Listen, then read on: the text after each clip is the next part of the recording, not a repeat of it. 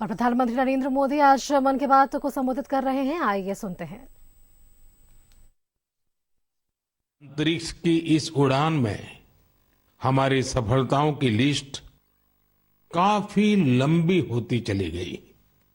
Launch vehicle का निर्माण हो, चंद्रयान की सफलता हो, मंगलयान हो, आदित्य L1 या फिर एक ही रॉकेट से एक ही बार में 104 सैटेलाइट्स को स्पेस में भेजने का अभूतपूर्व मिशन हो। इसरो की सफलताओं का दायरा काफी बड़ा रहा है। बीते 10 वर्षों में ही करीब 460 सैटेलाइट्स लॉन्च की गई हैं और इसमें दूसरे देशों की भी बहुत सारी सैटेलाइट्स शामिल है। हाल के वर्षों की एक बड़ी बात यह भी रही है कि स्पेस साइंटिस्ट की हमारी टीम में नारी शक्ति की भागीदारी लगातार बढ़ रही है। मुझे यह देखकर भी बहुत खुशी होती है कि आज स्पेस सेक्टर हमारे युवाओं के लिए बहुत फेवरेट बन गया है। कुछ साल पहले तक किसने सोचा होगा कि इस क्षेत्र में स्टार्टअप और प्राइवेट सेक्टर की स्पेस कंपनियों की संख्या सैकड़ों में हो जाएगी। हमारे जो युवा जीवन में कुछ थ्रिलिंग और एक्साइटिंग करना चाहते हैं, उनके लिए स्पेस सेक्टर एक बेहतरीन ऑप्शन बन रहा है। साथियों, आने वाले कुछ ही दिनों में हम नेशनल साइंस डे मनाने जा रहे हैं। हमारे बच्चों का, युवाओं का साइंस में इंटरेस्ट और पैशन होना बहुत मायने रखता है। इसे लेकर मेरे पास एक आइडिया है जिसे आप one day as a scientist कह सकते हैं। यानी आप अपना एक दिन एक साइंटिस्ट के रूप में, एक वैज्ञानिक के रूप में बिताकर देखें। आप अपनी सुविधा के अनुसार, अपनी मर्जी के अनुसार कोई भी दिन चुन सकते हैं। उस दिन आप किसी रिसर्च लैब, प्लेनेटोरियम या फिर स्पेस सेंटर जैसी जगहों पर जरूर जाएं। इससे साइंस को लेकर आपकी जिज्ञासा और बढ़ेगी। स्पेस और साइंस की तरह एक और क्षेत्र है जिसमें भारत तेजी से अपनी मजबूत पहचान बना रहा है। ये क्षेत्र है AI यानी आर्टिफिशियल इंटेलिजेंस। हाल ही में मैं AI के एक बड़े सम्मेलन में हिस्सा लेने के लिए पेरिस गया था। वहां दुनिया ने इस सेक्टर में भारत की प्रगति की खूब सराहना की।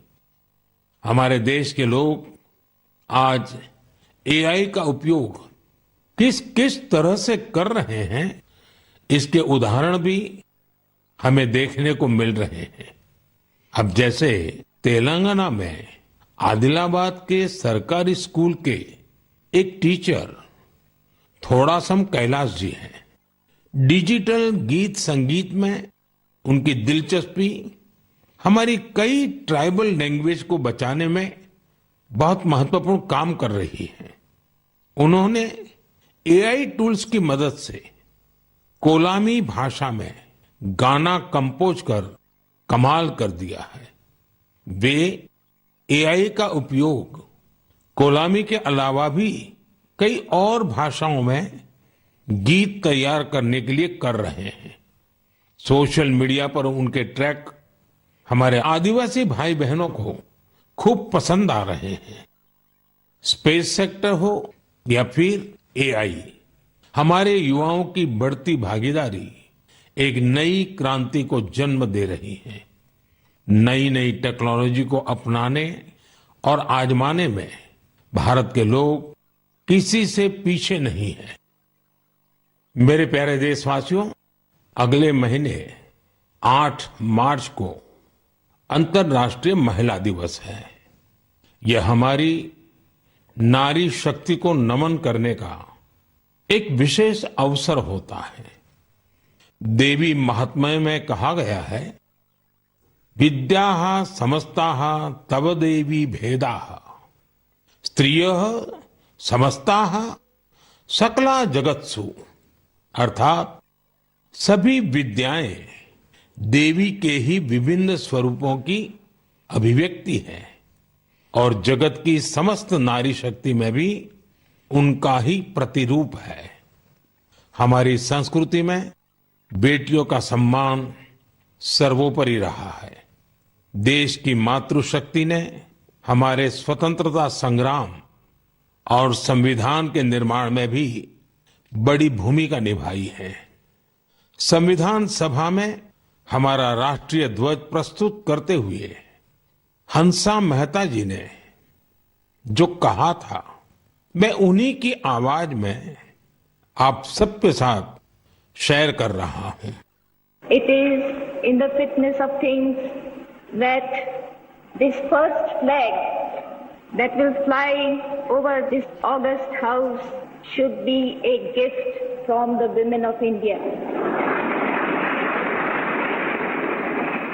We have donned the saffron color. We have fought, suffered and sacrificed in the cause of our country's freedom. We have today attained our goals. In presenting this symbol of our freedom, we once more offer our services to the nation. We pledge ourselves to work for a great India, for building up a nation that will be a nation among nations. We pledge ourselves for working for a greater cause to maintain the freedom that we have achieved. साथियों, हंसा मेहता जी ने हमारे राष्ट्रीय ध्वज के निर्माण से लेकर उसके लिए बलिदान देने वाली देश भर की महिलाओं के योगदान को सामने रखा था। उनका मानना था कि हमारे तिरंगे में केसरिया रंग से भी ये भावना उजागर होती है। उन्होंने विश्वास व्यक्त किया था कि हमारी नारी शक्ति भारत को सशक्त और समृद्ध बनाने में अपना बहुमूल्य योगदान देगी। आज उनकी बातें सच साबित हो रही हैं। आप किसी भी क्षेत्र पर नजर डालें तो पाएंगे कि महिलाओं का योगदान कितना व्यापक है। साथियों, इस बार महिला दिवस पर मैं एक ऐसी पहल करने जा रहा हूं जो हमारी नारी शक्ति को समर्पित होगी।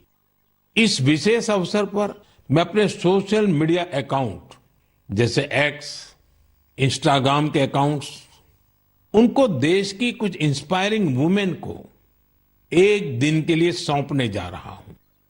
ऐसी वुमेन जिन्होंने अलग अलग क्षेत्रों में उपलब्धियां हासिल की हैं, इनोवेशन किया है, अलग अलग क्षेत्रों में अपनी एक अलग पहचान बनाई है। 8 मार्च को वो अपने कार्य और अनुभवों को देशवासियों के साथ साझा करेंगी। प्लेटफॉर्म भले ही मेरा होगा, लेकिन वहां उनके अनुभव, उनकी चुनौतियां और उनकी उपलब्धियों की बात होगी। यदि आप चाहती हैं कि ये अवसर आपको मिले तो नमो ऐप पर बनाए गए विशेष फोरम के माध्यम से इस प्रयोग का हिस्सा बने और मेरे एक्स और इंस्टाग्राम अकाउंट से पूरी दुनिया तक अपनी बात पहुंचाए। तो आइए इस बार महिला दिवस पर हम सब मिलकर अदम्य नारी शक्ति को सेलिब्रेट करें, सम्मान करें, नमन करें। मेरे प्यारे देशवासियों, आप में से बहुत सारे लोग ऐसे होंगे जिन्होंने उत्तराखंड में हुए राष्ट्रीय खेलों के रोमांच का आनंद उठाया होगा। देश भर के 11,000 से अधिक एथलीट्स ने इसमें शानदार प्रदर्शन किया। इस आयोजन ने देवभूमि के नए स्वरूप को पेश किया। उत्तराखंड अब देश में स्ट्रांग स्पोर्टिंग फोर्स के रूप में भी उभर रहा है। उत्तराखंड के खिलाड़ियों ने भी शानदार प्रदर्शन किया। इस बार उत्तराखंड 7वें स्थान पर रहा। यही तो पावर ऑफ स्पोर्ट्स है, जो इंडिविजुअल्स और कम्युनिटीज के साथ साथ पूरे राज्य का कायाकल्प कर देती है। इससे जहां भावी पीढ़ियां प्रेरित होती हैं, वहीं कल्चर ऑफ एक्सेलेंस को भी बढ़ावा मिलता है। साथियों, आज देश भर में इन खेलों के कुछ यादगार प्रदर्शनों की खूब चर्चा है। इन खेलों में सबसे ज्यादा गोल्ड मेडल जीतने वाली सर्विसेज की टीम को मेरी बहुत बहुत बधाई। राष्ट्रीय खेलों में हिस्सा लेने वाले हर खिलाड़ी की भी मैं सराहना करता हूं। हमारे बहुत से खिलाड़ी खेलो इंडिया अभियान की देन है। हिमाचल प्रदेश के सावन बरवाल, महाराष्ट्र के किरण मात्रे, तेजस सिरसे या आंध्र प्रदेश की ज्योति याराजी, सबने देश को नई उम्मीदें दी हैं। उत्तर प्रदेश के जेवलिन थ्रोअर सचिन यादव और हरियाणा की हाई जंपर पूजा और कर्नाटका की स्विमर धिनिधि दे सिंधु ने देशवासियों का दिल जीता। इन्होंने 3 नए राष्ट्रीय रिकॉर्ड बनाकर सबको चौंका दिया। इस बार के राष्ट्रीय खेलों में टीनेज चैंपियंस, उनका नंबर हैरान करने वाला है। 15 साल के शूटर गेविन एंटनी, यूपी की हैमर थ्रो खिलाड़ी 16 साल की अनुष्का यादव, मध्य प्रदेश के 19 साल के पोल वाल्टर देव कुमार मीणा ने साबित किया कि भारत का स्पोर्टिंग फ्यूचर बेहद प्रतिभावान पीढ़ी के हाथों में है। उत्तराखंड में हुए नेशनल गेम्स ने ये भी दिखाया कि कभी हार ना मानने वाले जीतते जरूर है। कंफर्ट के साथ कोई चैंपियन नहीं बनता। मुझे खुशी है हमारे युवा एथलीटों के डिटर्मिनेशन और डिसिप्लिन के साथ भारत आज ग्लोबल स्पोर्टिंग पावर हाउस बनने की ओर तेजी से आगे बढ़ रहा है। मेरे प्यारे देशवासियों, देहरादून में नेशनल गेम्स की ओपनिंग के दौरान मैंने एक बहुत ही अहम विषय उठाया है, जिसने देश में एक नई चर्चा की शुरुआत की है। ये विषय है ओबेसिटी, यानी मोटापा। एक फिट और हेल्दी नेशन बनने के लिए हमें ओबेसिटी की समस्या से निपटना ही होगा। एक स्टडी के मुताबिक आज हर 8 में से 1 व्यक्ति ओबेसिटी की समस्या से परेशान है। बीते वर्षों में ओबेसिटी के मामले 2 गुने हो गए हैं। लेकिन इससे भी ज्यादा चिंता की बात यह है कि बच्चों में भी मोटापे की समस्या 4 गुना बढ़ गई है। WHO का डेटा बताता है कि 2022 में दुनिया भर में करीब 250 करोड़ लोग ओवरवेट थे, यानी आवश्यकता से भी कहीं ज्यादा वजन था। ये आंकड़े बेहद गंभीर है और हम सभी को सोचने पर मजबूर करते हैं कि आखिर ऐसा क्यों हो रहा है। अधिक वजन या मोटापा कई तरह की परेशानियों को, बीमारियों को भी जन्म देता है। हम सब मिलकर छोटे छोटे प्रयासों से इस चुनौती से निपट सकते हैं। जैसे एक तरीका मैंने सुझाया था, खाने के तेल में 10% 10% की कमी करना। आप तय कर लीजिए कि हर महीने 10% कम तेल उपयोग करेंगे। आप तय कर सकते हैं कि जो तेल खाने के लिए खरीदा जाता है, खरीदते समय ही अब 10% कम ही खरीदेंगे। ये ओबेसिटी कम करने की दिशा में एक अहम कदम होगा। मैं आज मन की बात में इस विषय पर कुछ स्पेशल मैसेज भी आप लोगों से शेयर करना चाहता हूं। शुरुआत ओलंपिक मेडलिस्ट नीरज चोपड़ा जी से करते हैं, जिन्होंने खुद सफलतापूर्वक ओबेसिटी पर काबू पाकर दिखाया है। सभी को नमस्ते, मैं नीरज चोपड़ा आज आप सभी को बताना चाहता हूं कि हमारे माननीय प्रधानमंत्री श्री नरेंद्र मोदी जी ने मन की बात में इस बार ओबेसिटी के बारे में चर्चा की है, जो हमारे देश के लिए बहुत ही अहम मुद्दा है। और मैं कहीं ना कहीं इस बात को खुद से भी रिलेट करता हूं, क्योंकि जब मैंने ग्राउंड पे जाना स्टार्ट किया था तो उस टाइम मेरा भी काफी मोटापा था, और मैंने जब ट्रेनिंग स्टार्ट की, अच्छा खाना स्टार्ट किया, तो काफी हेल्थ में मेरे सुधार आया। और उसके बाद जब मैं एक प्रोफेशनल एथलीट बन गया तो उसमें भी मेरी काफी हेल्प मिली। और साथ में बताना चाहूंगा कि जो पेरेंट्स हैं वो खुद भी आउटडोर स्पोर्ट कोई ना कोई खेलने अपने बच्चों को भी लेके जाएं और एक अच्छा हेल्दी लाइफस्टाइल बनाएं, अच्छा खाएं और अपने शरीर को 1 घंटा या जितना भी टाइम आप दे सकते हैं दिन में वो दें एक्सरसाइज के लिए। और मैं एक बात और ऐड करना चाहूंगा, अभी हाल ही में हमारे प्रधानमंत्री जी ने बोला था कि जो खाने में यूज होने वाला ऑयल है उसको 10% तक कम करें, क्योंकि कई बार हम काफी तली हुई चीजें, ऐसी चीजें खा लेते हैं जिससे ओबेसिटी पे काफी इम्पैक्ट पड़ता है।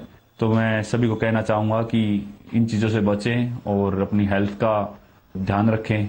बस यही आपसे मैं गुजारिश करता हूं और साथ उठ के हम अपने देश को ऊपर उठाएंगे। धन्यवाद।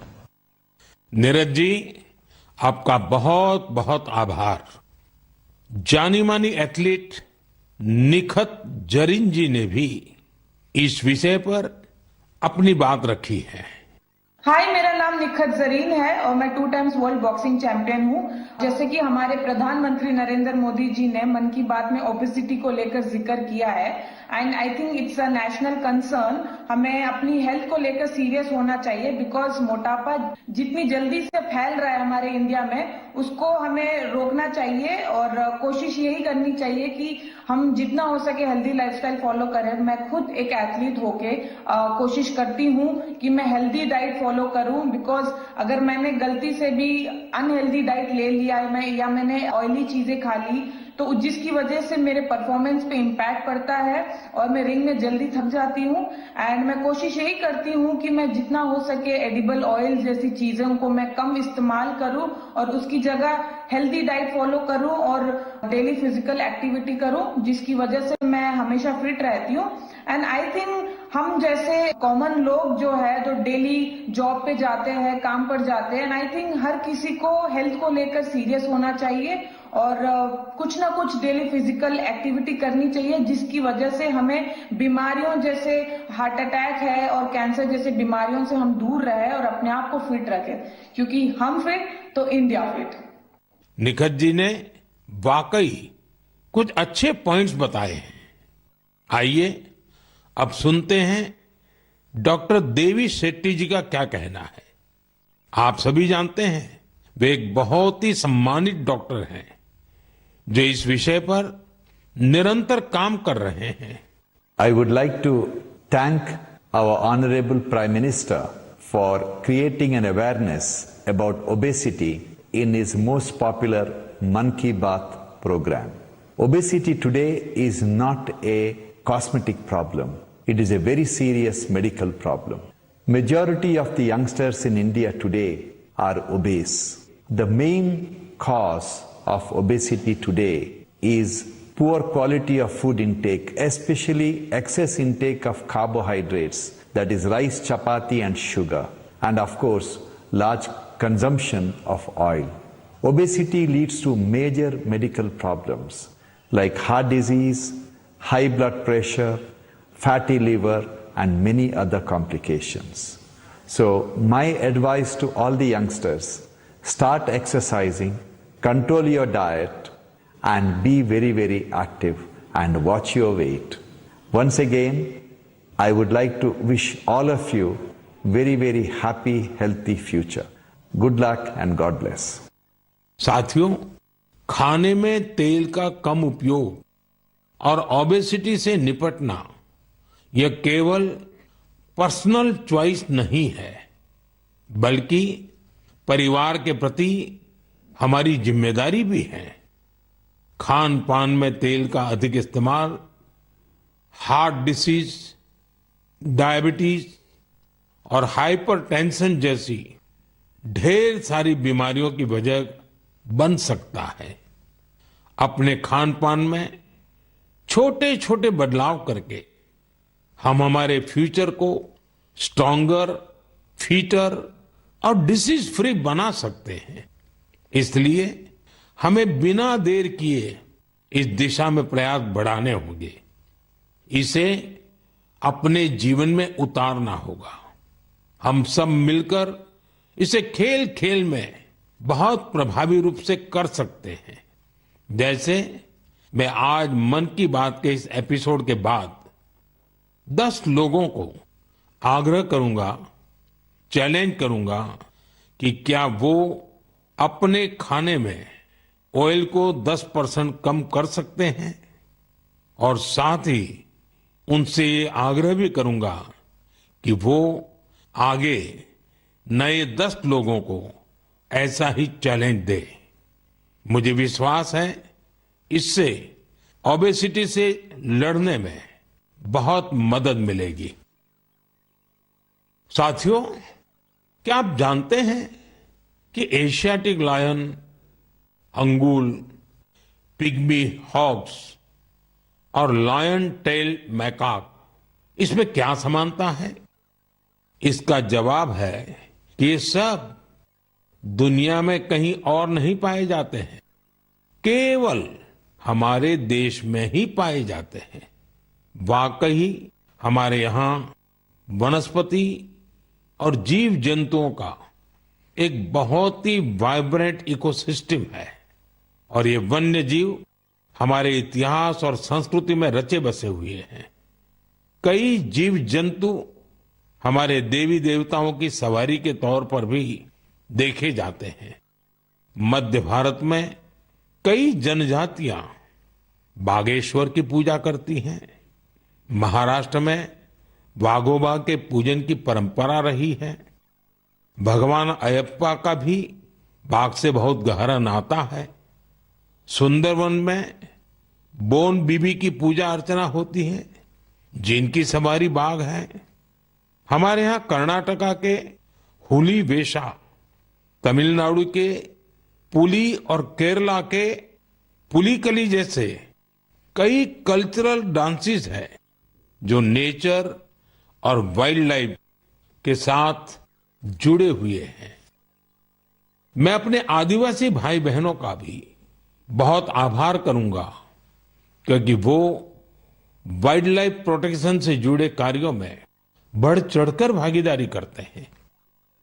कर्नाटका के बीआरटी टाइगर रिजर्व में बाघों की आबादी में लगातार वृद्धि हुई है। इसका बहुत क्रेडिट सोलिगा ट्राइब्स को जाता है, जो बाघ की पूजा करते हैं। इनके कारण इस क्षेत्र में मैन एनिमल कॉन्फ्लिक्ट ना के बराबर होता है। गुजरात में भी लोगों ने गीर में एशियाटिक लायंस की सुरक्षा और संरक्षण में महत्वपूर्ण योगदान दिया है।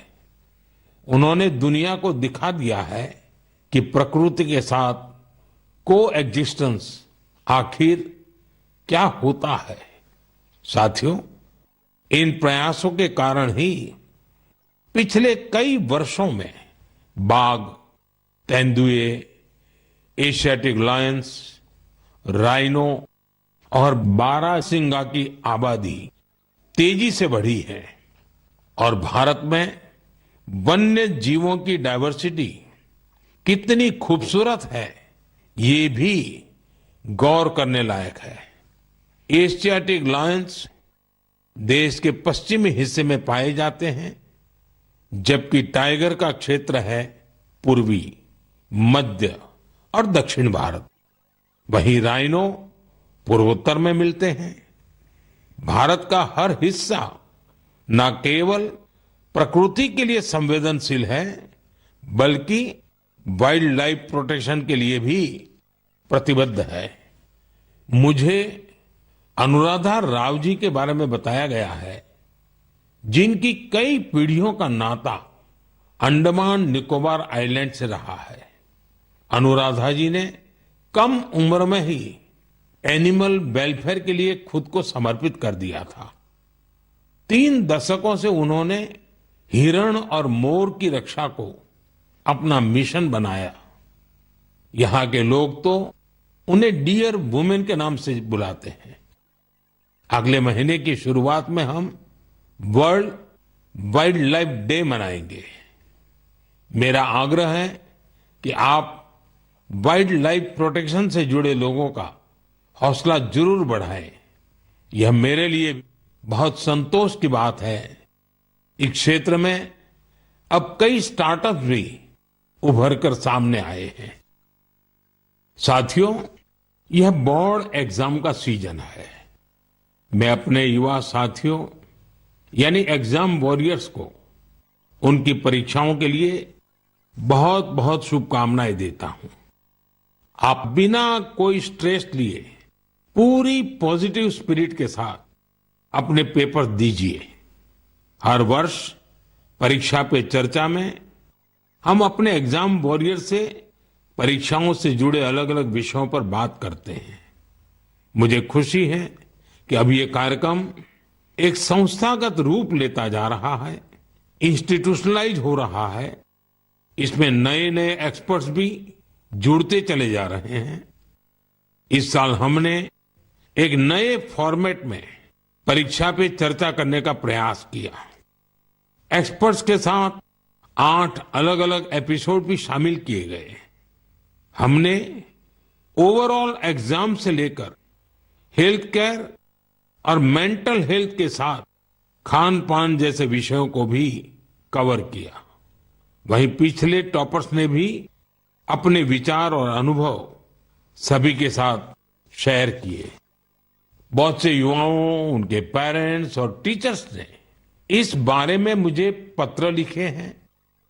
उन्होंने बताया है कि ये फॉर्मेट उन्हें बहुत ही अच्छा लगा है, क्योंकि इसमें हर विषय पर विस्तार से चर्चा की गई। इंस्टाग्राम पर भी हमारे युवा साथियों ने इन एपिसोड को बड़ी संख्या में देखा है। आप में से बहुत सारे लोगों को इस कार्यक्रम का आयोजन दिल्ली की सुंदर नर्सरी में किया जाना यह भी बहुत पसंद आया।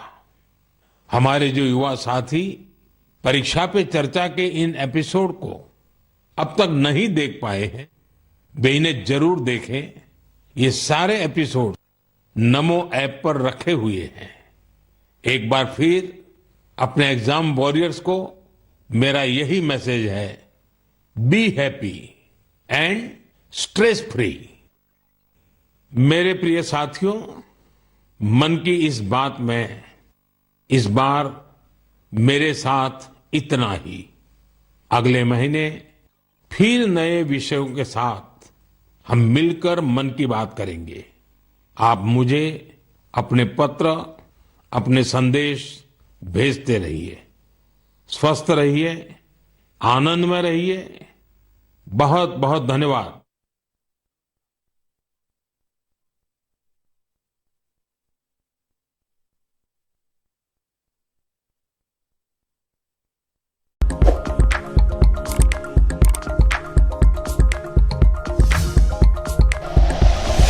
Like and share videos, subscribe करें हमारा चैनल और प्रेस करें बेल आइकॉन। न्यूज़ 11 भारत, सच है तो दिखेगा।